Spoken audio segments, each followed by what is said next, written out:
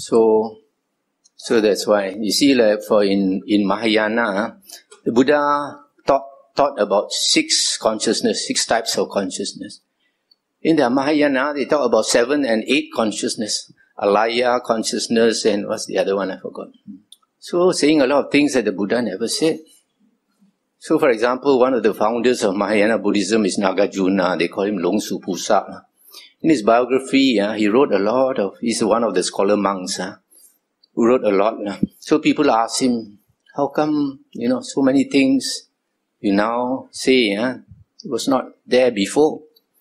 You know what he said? He said the Buddha did not explain many things, therefore he thought it's duty to explain many things.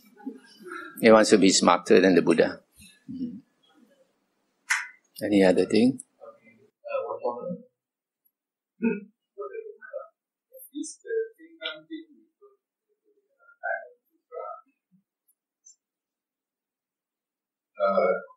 Jinggang Jing, which is taught in the Mahayana, or presented very often in the Mahayana Agis in any of the Nikayas.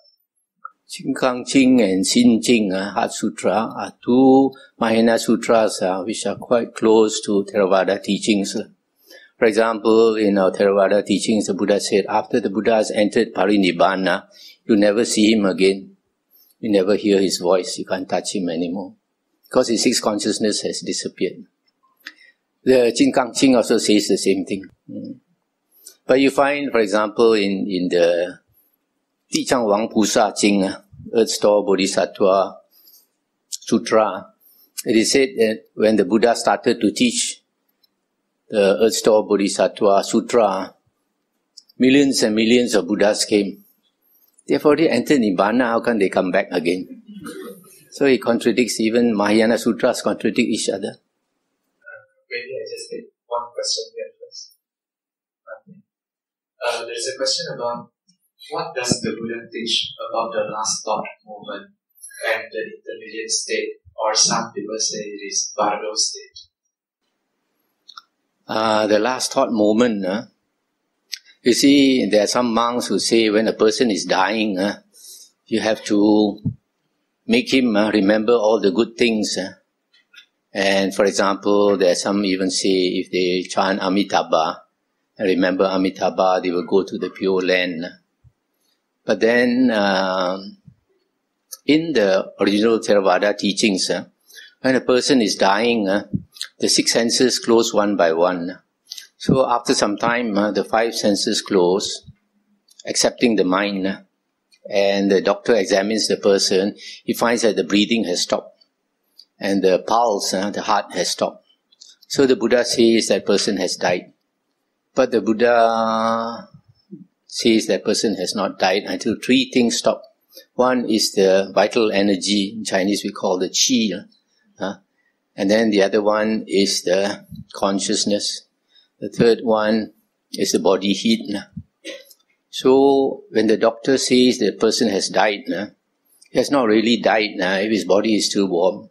It takes maybe 4 or 5 hours for the body to cool down, and then that person really dies. So in these 4 or 5 hours, that person is dreaming. And what is he dreaming? What is he thinking of? It is his normal frequency, his normal everyday thoughts. That is why it is very important for us to practice vipassana, right effort and right mindfulness. And the motive of practicing these 2, right effort and right mindfulness, is to get rid of unwholesome states and to develop wholesome states. Because the Buddha says, if you want to go to heaven, you got to have wholesome states that bring you up. If you have unwholesome states, it brings you down to the 3 woeful planes of rebirth. So we have to get rid of unwholesome states like greed and hatred, arrogance, selfishness, etc. And we have to develop wholesome states like kindness, compassion, humility, having a big heart, generosity, etc. So if this is what is called Xiu Xing cultivation. Xiu Xing 是修行为 Cultivation is cultivation of conduct, of our character. Because our character determines the soul inside us. That some monks say that there is no soul, but I believe there is a soul. They say there is no soul because they don't understand the real meaning of soul. The soul in the Oxford Dictionary says the soul is the spiritual part of man, often assumed to be permanent. It's not necessary to be permanent. Only the Christians and the Muslims say that it is permanent. The Buddhist soul is not permanent. We were spirit before we entered the womb. And then we entered the womb, and after entering the egg started to grow. So this flesh body is a shell. When this body becomes old and dies, we will leave this body and take rebirth. So in the suttas, the Buddha said that when a being takes rebirth in the womb, there is this being that enters the womb. But later books, Abhidhamma say there's nothing that enters the womb, because they don't believe in the soul. And also in the suttas, it is said, if a person's karma is so bad that he's destined for hell, the hell beings will come up and drag him down to hell. What is it they're dragging? They're not dragging his corpse. They're dragging his soul down to hell. So we find actually only humans and animals have the flesh body. Heavenly beings, ghosts, and hell beings do not have a flesh body. They have a spiritual body. But this spiritual body is also 5 aggregates. This only thing is fine, so we cannot see with our flesh eye. So, if a person is going for rebirth in the womb, first we start with heaven. If a person is going to be reborn in heaven, after he dies, sorry, that was the second question. Let me go back to the first question. The first question was, what was the first question? Last thought moment. Okay. So, this, when the doctor says that this person has died, so there's another 4 or 5 hours where the mind is still working. And that determines his rebirth.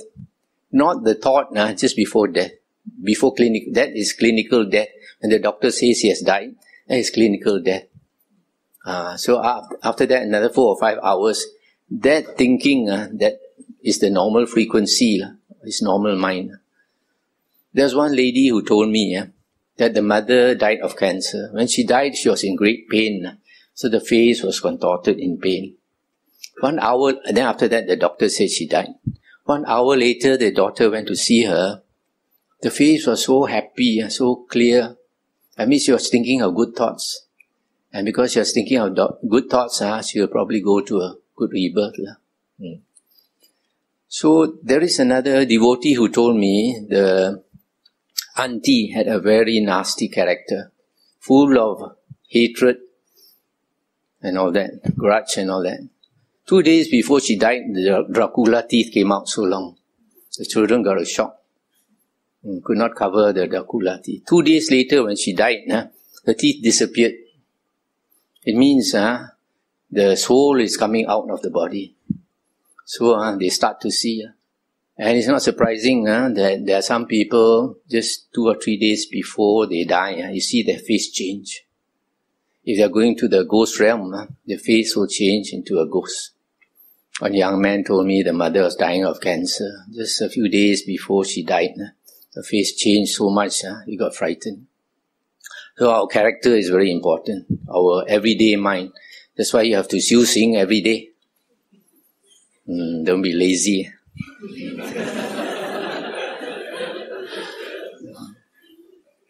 So the second question was... The second question is about intermediate state or Parado state. Okay. If a person is going to be reborn in heaven, it's immediate. There's some people who remember their past life. It seems a heavenly chariot coming to fetch them to heaven. Then if they are reborn as a human, once they come out of the body, it seems there are some people who remember their past life. They have an intermediate body which is a few inches high. Then they go around, they don't know where they are supposed to go. There's a case in a book of a person who remembered. Came out of the body, then he was wandering around for a few days. And one day he saw the sister's maid going to the market to buy something and coming back with the basket. He jumped into the basket and was reborn as the sister's son. So, for human birth, you have to wait.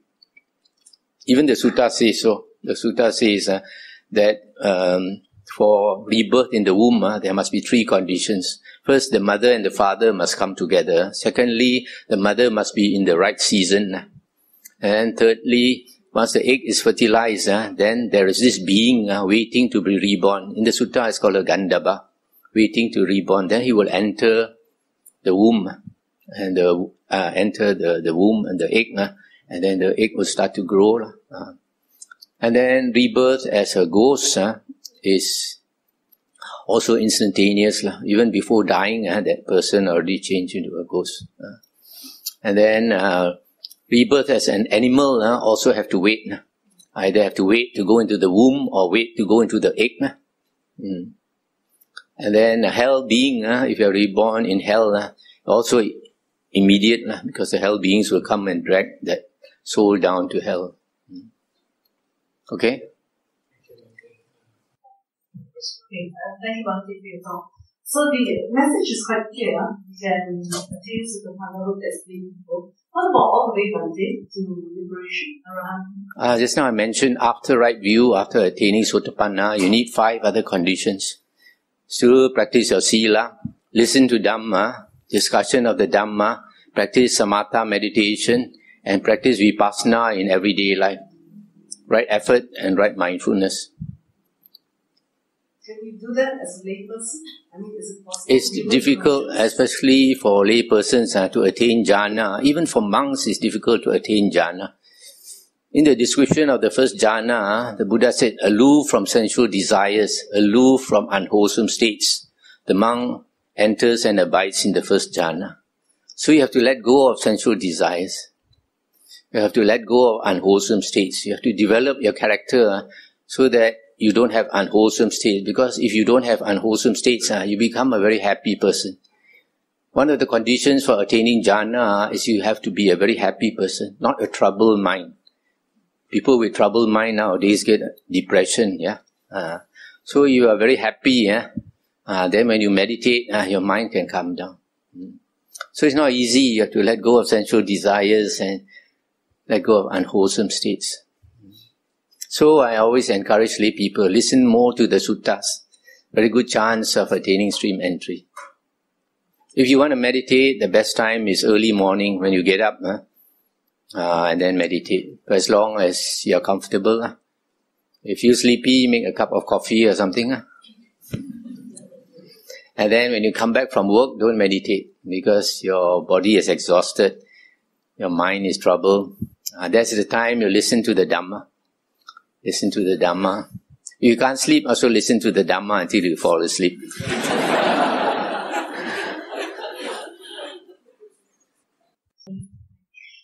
But you mentioned about during the Buddha's time, there are so many stream enterers by just listening to the Dhamma.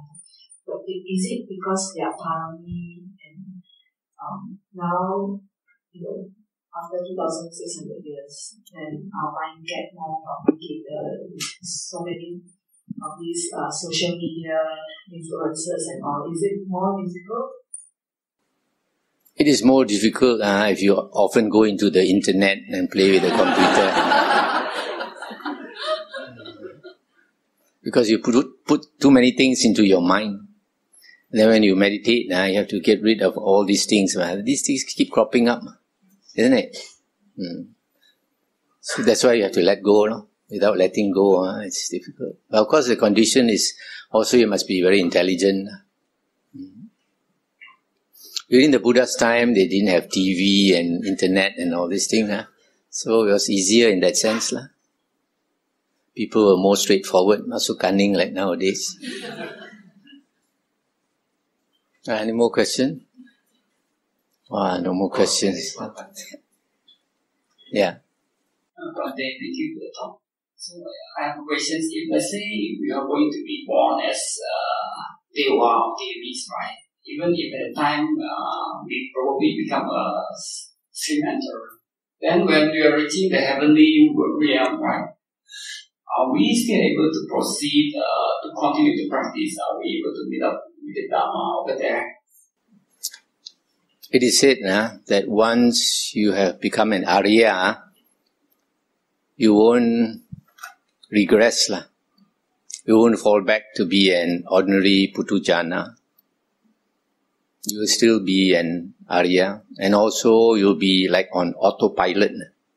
Like for example, a good example is our Buddha Gautama. He said, when the last Buddha came, Buddha Kassapa, he, after listening to the Dhamma, he became a monk under the Buddha Kassapa. And then after passing away, he was born in the Tusita heaven. And after that, he came down as Siddhartha Gautama. And then as Siddhartha Gautama, as a small boy, about 10 years old, he could attain the first jhana under the Jambu tree. Yeah. So if that is the case, that means he must have attained the first jhana under Buddha Kassapa. Yeah.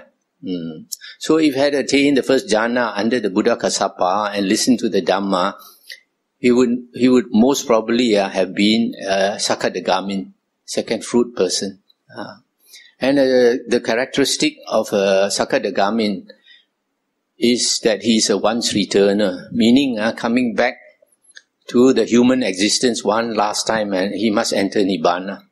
That is why when the Buddha came back as Siddhartha Gautama, he was born into a rich family, the warrior caste family.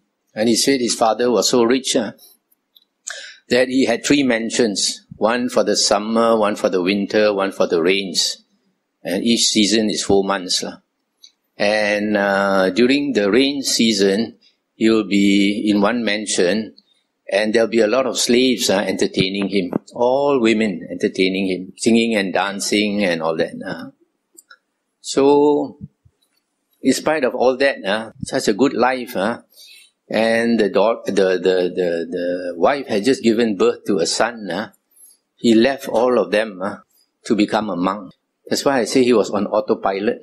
It must have been a very difficult decision for him to leave the beloved family and go off to be a homeless beggar, sleep under the tree, under the rain and sun, beg for the food. So probably he didn't know why also, because at that time he could not remember his past life. He didn't know why also. He had just had to go off. So you can imagine after he left and stayed under the trees, when he thought of his family, probably the tears came down. But he just knew he had to go that way. So he strove until he attained enlightenment. Then he recollected his past lives. Then only he understood. So once you have become an Arya, you will be on autopilot. But when you go to the heavens, you won't strive. Because when you're a Deva there, you have 5 Devis following you. All your time is taken up by the Devis. Because you don't see suffering in the heaven. There's no incentive to strive. When you come down as a human being, life is short. You can get sick. You see old man, you see sick person and all that. So you can see dukkha. But Devas and Devis, they like to listen to the Dhamma. But they're not inclined to strive. That's why you don't find a Sangha in the heavens.